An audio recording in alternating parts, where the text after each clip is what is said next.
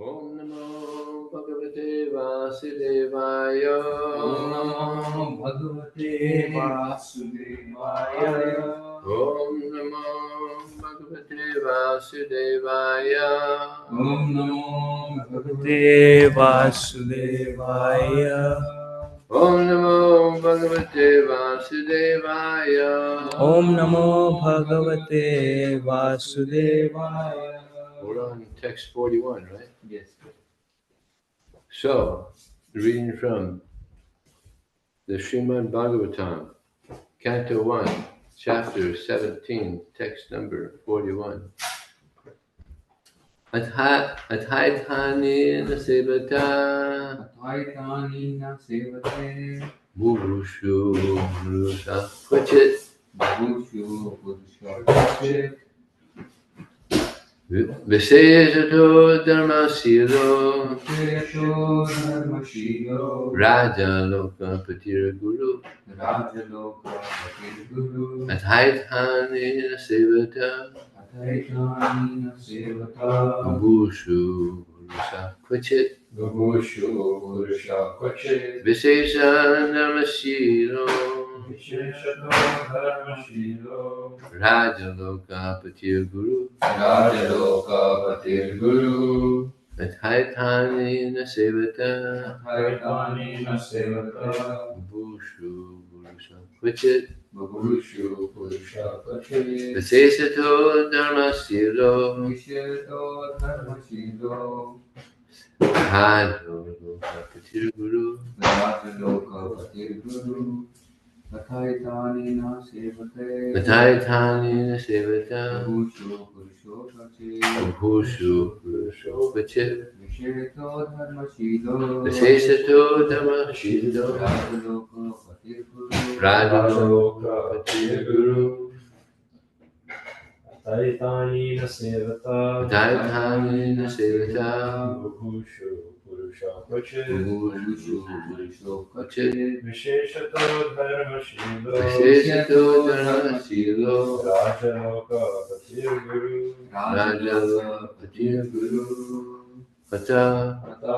Therefore Therefore, Etani Etani, all these All these. Na na, never never, Sevata sevata, come in contact come in contact. Bhushu Bhushu, those who desire well-being those who desire well-being. Purusha Purusha, person person. Kvachit Kvachit, in any circumstances in any circumstance. Visesata Visheshata, specifically specifically.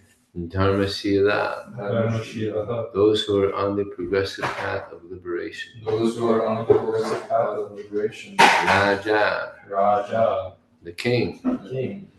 Lokapati Lokapati, public leader public leader. Guru Guru.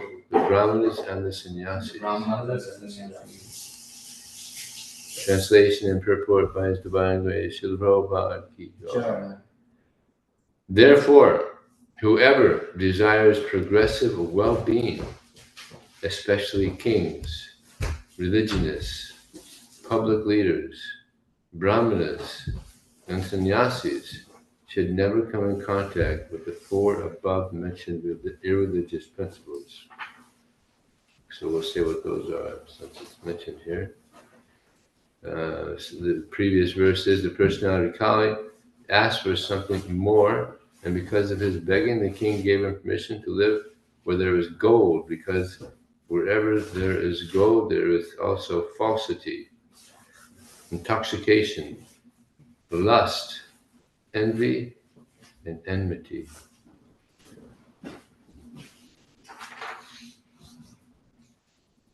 Purport. The Brahmanas are the religious preceptors for all other castes, and the sannyasis are the spiritual masters for all the castes and orders of society. So also are the king and the public leaders who are responsible for the material welfare of all people. The progressive religionists and those who are responsible human beings, or those who do not want to spoil their valuable human lives, should refrain from all the principles of irreligiosity, especially illicit connection with women. If a Brahmana is not truthful, all his claims as a Brahmana at once become null and void. If a sannyasi is illicitly connected with women, all his claims as a sannyasi at once become false. Similarly, if a king and the public leader are unnecessarily proud or habituated to drinking and smoking, certainly they become disqualified to discharge public welfare activities. From what I understand, in India, if someone smokes or drinks, they can't be a teacher. Is it still like that? Now it's not. But it used to be, right? Yes. If it's found that someone drinks or smokes, they can't be a teacher. That's amazing. Huh? In America, they never had such, never ever, as you like, such integrity. Of course, it's dwindling now very quickly, unfortunately. Truthfulness is the basic principle for all religions. The four leaders of the human society, namely the sannyasis, the brahmana, the king, and the public leader, must be tested crucially by their character and qualification. Before one can be accepted as a spiritual master or master of society, he must be tested by the above-mentioned criteria of character.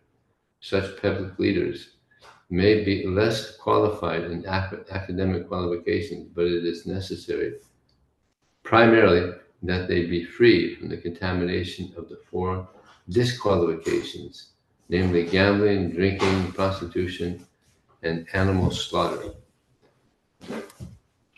Om Jnana Timarandasya Gyananjana Salakaya Chakshurmilitam Jena Tasmai Shri Gurave Namah Mukundavashalam Yatkripa Shigurum Dinadaranam Vanchikapatrivishya Kripa Sindhubhye Pridhanam Bhavanebhyo Vaishnavi Jaya Shri Krishna Chaitanya Prabhu Nityananda Shri Advaita Gadadhara Shri Srivastava Prabhu Hare Krishna, Krishna Krishna, Hare Hare, Hare Rama, Rama Rama, Hare Hare.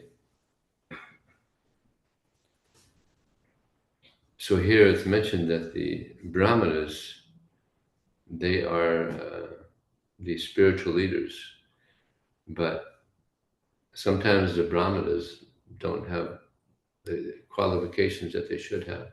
For instance, in the Krishna book, we read how Krishna, he was feeling some hunger, and he told the cowherd boys, go to the Brahmanas, they're doing a yajna.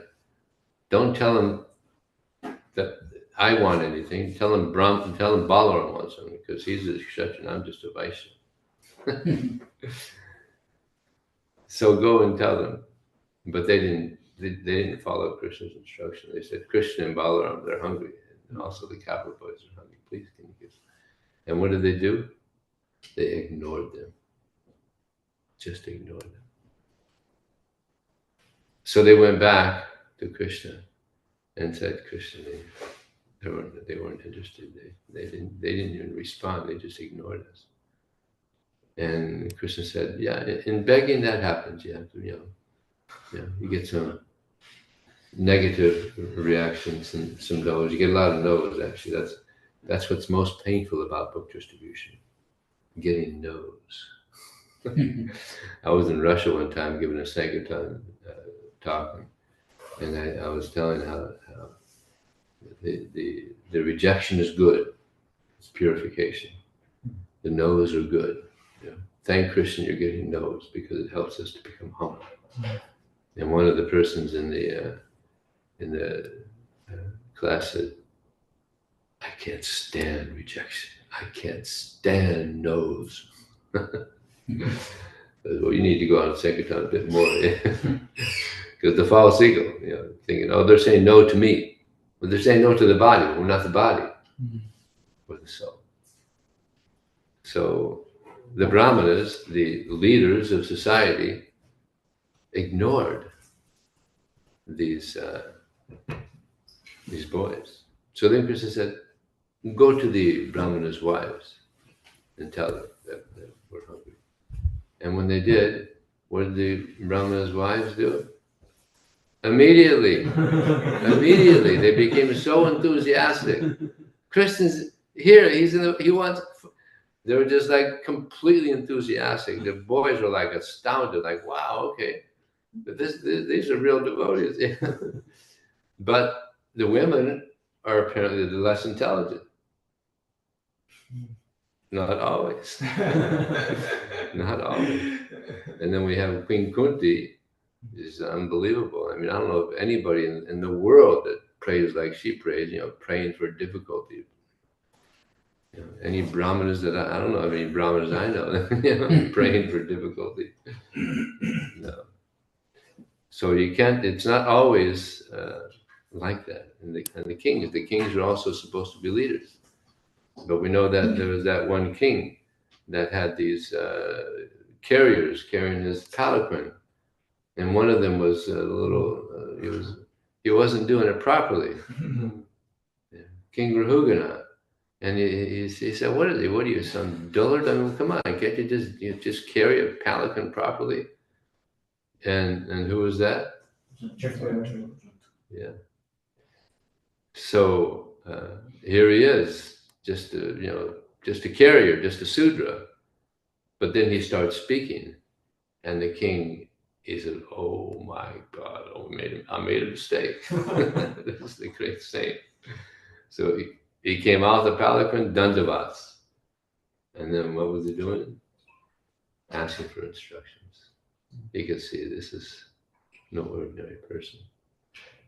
So here we have an apparent Sudra and the king really, no. So the sannyasi, is supposed to be a leader. But then we have Durvasa Muni,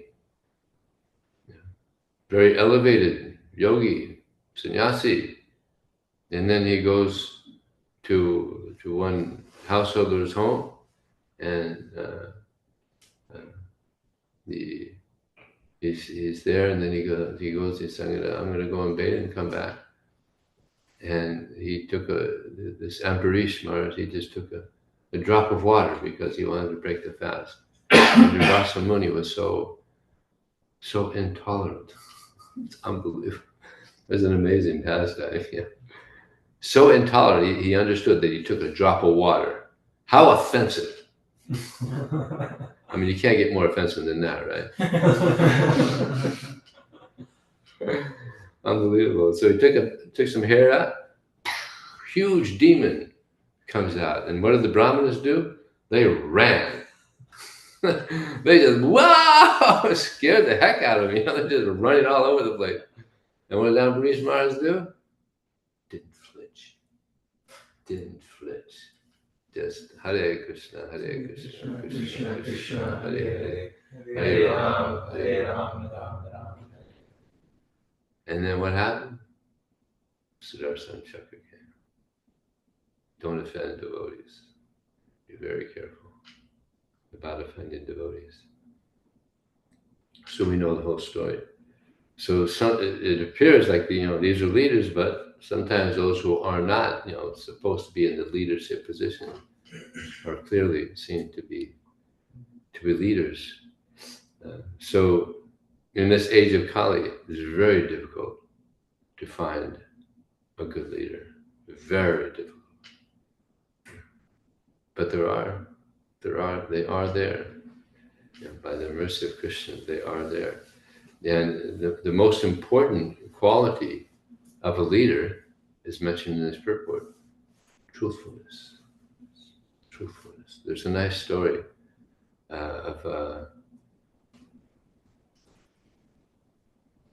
of three men who went to a king, and they complained to the king that this shepherd here has killed our father, and he has to be punished.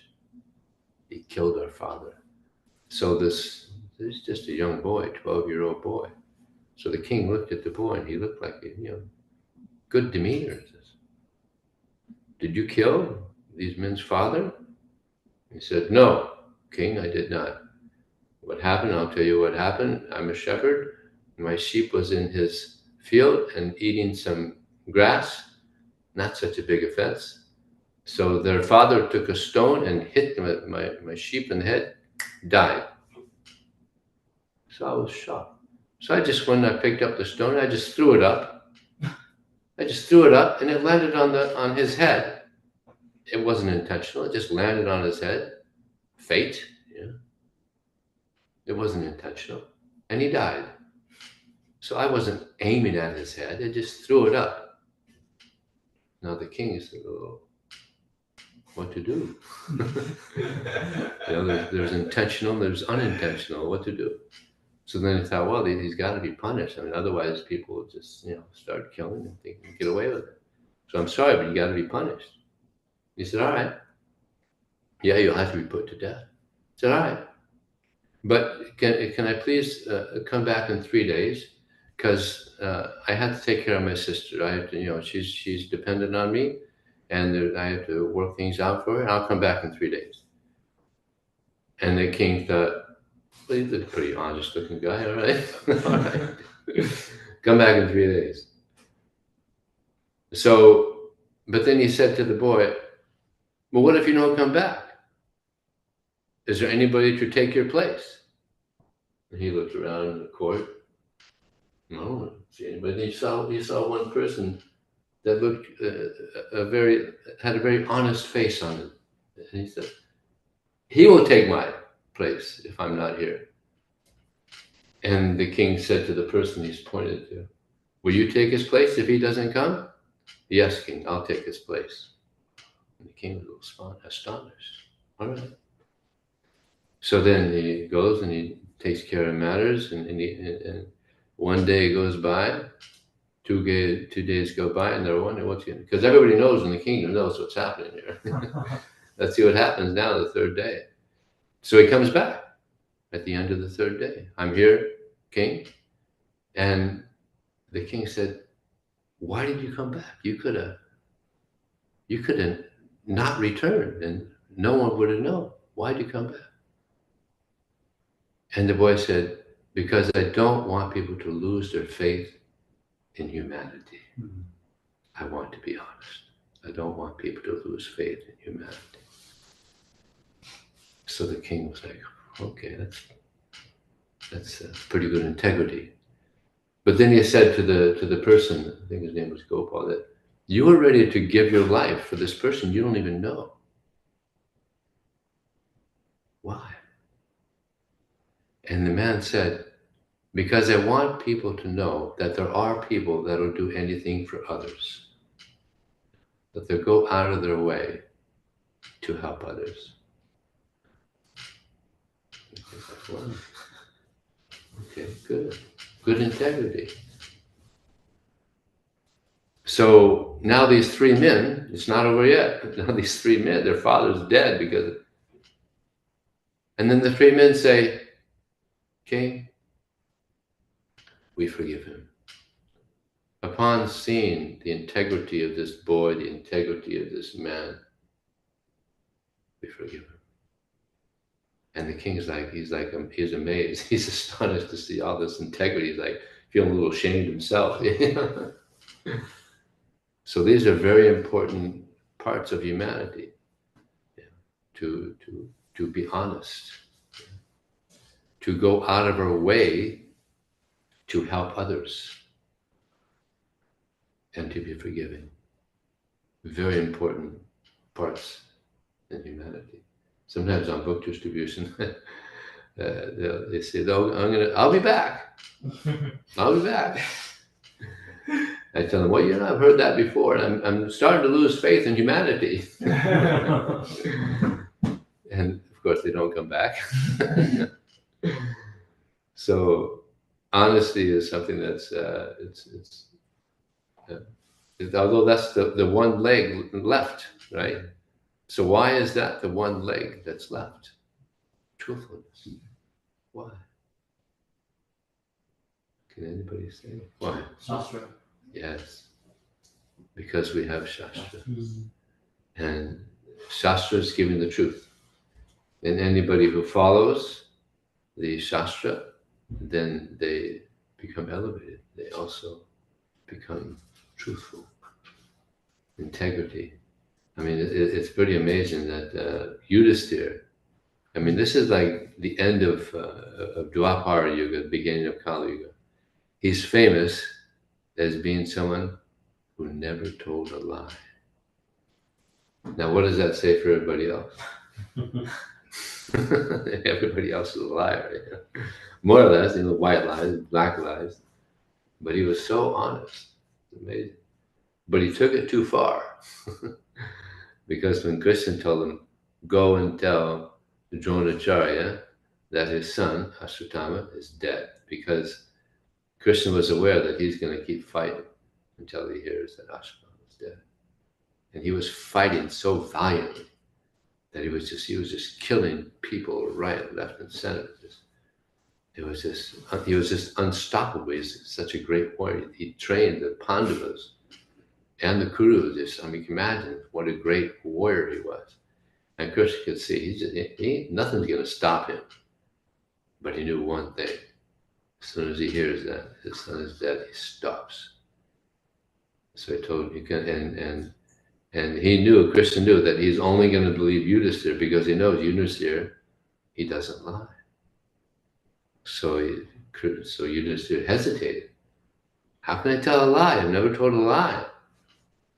And sometimes people say, what kind of God is this? Here we are, the most honest person in the world, and God's telling him to lie. But why? To protect his devotee and to have Yudhisthira as the king. So there's different things. We heard that he said, Ashwatthama, when he said the elephant, there was apparently a conch shell blowing, and he didn't hear that. But I also heard that he said, Ashwatthama, the elephant, is dead. Have you heard that one? Yeah. You heard that one? Yeah. So there's different. I guess there's different translations of the Mahabharata. You know? There's Mahabharata in different universes also. So as soon as he heard that, he stopped fighting, and they were able to continue. But yeah, honesty is so important.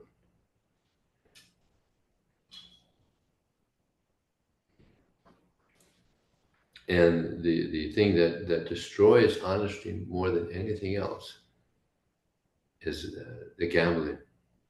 Gambling just tears people's hearts up. It just wrecks people's lives. Gambling is so terrible that it's one of the biggest addictions. This is increasing in Kali Yuga. It's like, you know, in our society, where is the ISKCON headquarters? Mayapur, yes. And in the world today, in Kali Yuga, where's the headquarters? Las Vegas. Oh. It's called Sin City. Yeah. Las Vegas. And you know, Vega means urge. Etan vegan. It's one of the urges, right? One who is able to control the urge to speak. It's an urge. So the urge city. The lost city. Yeah. When you lose all your Vegas. Yeah. And then Los Angeles, the city of angels. Maybe it was like that in the beginning. Yeah, Los Angeles, Las Vegas.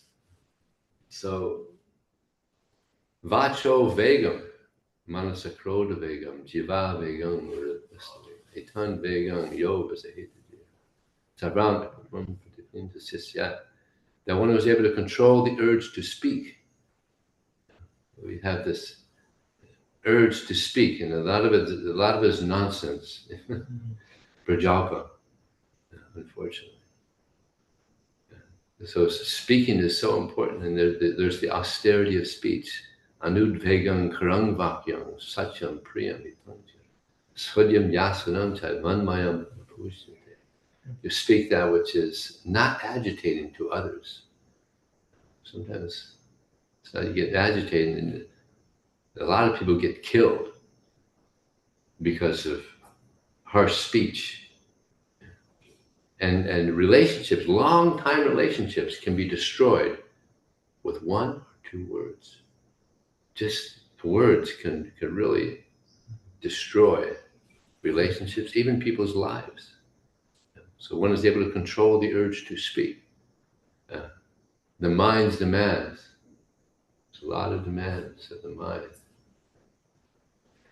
So they have to control the mind.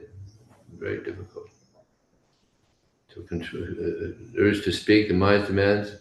The tongue. Tongue has many desires also. Eating different varieties of foods and speaking. Like to vibrate and taste. Right? Now I'm going through this, my doctor said I have to do this austerity of no more sweets. But I got a sweet tongue. Like sweets. So I got it now we're getting gradually a little more detached. Actually, it's amazing because I used to be so attached to sweet, but now because the doctor said that, I'm gradually becoming, I'm not hankering so much. The urge isn't there so much for the sweet. Still there, a little there, but it's waning. So, on the good doctor's advice, because this is one of the biggest causes of death is this diabetes. Mm-hmm. I think it's the third biggest cause of death is diabetes. And I know so many devotees that have left their body because of diabetes. So Krishna, towards the end of our life, we had to control the tongue. Sometimes not even towards the end of life. So the urge to speak, mind's demands, the tongue, belly, and genitals. So if our tongue is controlled, then the belly is controlled, then one is able to control the genitals as well. So then this goes on to say that such a person is qualified to make disciples all over the world. So, interesting. So yeah, the desires are there. Kamarinam katina palita durni desas tesan jata meena kruna no prasanti. That for so long I've been the humble, menial servant of many bad masters. Who wants to be a servant of a bad master? Actually, we don't want to be servants to anybody except for Krishna. The best master is Krishna. But people are mostly, they're just servants of the senses. Lust, anger, greed, envy, delusion, madness. These are the masters. And everybody is humbly serving these masters. And this verse goes on to say, but I've never been ashamed of serving these masters. I've never wanted to give up serving them. But now, my dear Lord Krishna, you've given me transcendental intelligence, and I no longer want to serve these bad masters. Now I just want to serve you. So this is the goal, that we can serve Krishna very humbly. So you have to pray. This process of bhakti it's about prayer, and therefore the Hare Krishna mantra. It's a prayer. Please, Krishna, engage me in your loving service. And we have to pray. There's a verse. Was it Akama Sarvakama Moksha Akama? Tivrena Bhakti Yoga Jeta Purusampara. That whether one is free of material desires, has no material desires, desire liberation, one must serve Krishna. Tivra Bhakti. Tivra means intense. Intense. We gotta pray intensely, we gotta pray like anything. Krishna, please help me to serve you. Tivra Bhakti. And when Krishna sees that intensity, then he reciprocates. we have to, really, really pray. Let Krishna know that my interest is in serving you. Just I give you an example. Imagine you're in your room and you hear one knock. And then you lift your head up and oh, something. But it's just one knock. Then you hear a couple more. But then you hear, someone's there. Someone wants to see you. So we have to be like that with Krishna. Very intense. Krishna, I want devotional service. Krishna, please, Krishna, no. We have to really let him know this is what I want. I don't want to serve the bad masters anymore. I've been suffering here long enough. So now I want to be free of this nonsense. And Krishna, he's very kind. He gives impetus for us to leave. Because this world is made up of a lot of booby traps. You never know, you just walk along and bam, you just walk along. Divorce, you lose your job, you lose a good friend, or booby traps. Whoa, how'd that happen? So it gives impetus to think, to go deeper. I'll give you a nice example. Imagine there's someone in a well. No, not someone in the well. Imagine there's a well. There's water in the well. In the well, there's a crocodile. Okay? So there's a rope coming down into the well. You got the picture? Yes. And there's a man holding on the rope. Okay? And the water is rising. So if the water is rising, what else is rising? Crocodile. And a man is hanging on the rope. Now, generally, we all know it's not easy to climb up a rope, right? We've all tried it. It's not easy, right? But if you got a crocodile coming towards you, no problem. You'll beat the world record in climbing the rope, right? Because it's a matter of life and death. So the adrenaline flows. No problem, isn't it? Absolutely no problem. Just zoom. You'll zoom up there. Otherwise, you're dinner. I'll tell you an interesting thing that happened. When I was young in Texas, I remember reading in the newspaper this lady was outside of her house, and her child was just playing there, and it crawled on the driveway, and somehow a car got out of gear, and it was rolling towards the child, 1-year-old child, and the mother saw that, and she didn't have time to catch the child. She lifted the car. That's love. The adrenaline just became so intense that she just and lifted it. And then someone came and moved the child. That's love. And Prabhupada said that this is the closest relationship that one can have in the material world, the child and the mother, in comparison with the living entity and Krishna. So love is very deep. And this is what everybody wants. But they're mistaken in thinking that lust is love. But we see that so often, unfortunately, there's divorce, there's breakups. Why? Because the closer you get to a conditioned soul, the more the illusion breaks that this will bring me any happiness. But it's just the opposite with Krishna. The closer we get to Krishna, it becomes more and more enhanced. We get more and more attracted to Krishna because Krishna is unlimited. He's unlimited. So it's just the opposite with Krishna. We just gotta keep hearing, keep chanting, and following, and all the darkness will eventually move out, and we'll have clear understanding of Krishna and the absolute truth. Prabhupada gives the example of a transparent river. So I was in California somewhere, I forgot where it was. We were traveling Sankirtan. There was this river, and it was like, I don't know, 10 feet deep or something like that. It was deep, and it was completely clear, which is unusual to see. Generally, it's, the rivers are pretty foggy, you can't see, but it was so clear. I was like, wow, okay, that's the mind of a pure devotee, completely transparent, just Krishna.